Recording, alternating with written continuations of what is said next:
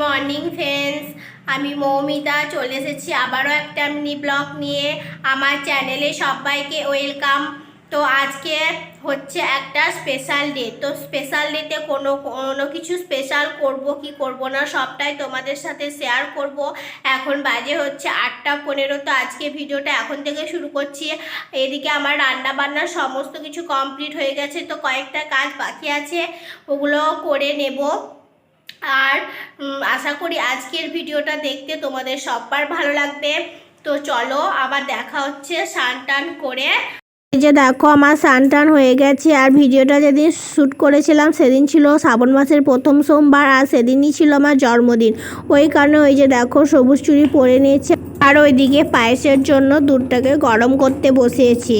আর এইদিকে দেখো এখানকার পায়েসের চালটা না অন্যরকম। আমাদের যেরকম হয় গোবিন্দভোগ চাল, এগুলো কিন্তু প্যাকেটে ভরা থাকে আর এর মধ্যে সমস্ত কিছু উপকরণ দেওয়া থাকে যেগুলো আমাদের পায়েসে দরকার হয়।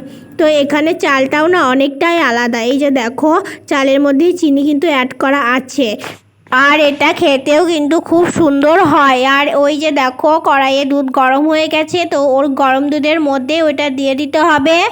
আর 20 থেকে 25 মিনিট মতো বয়েল করে নিতে হবে। আমার মিনি ব্লগটা এখানেই শেষ করছি। ভালো লাগলে লাইক, কমেন্ট আর সাবস্ক্রাইব করে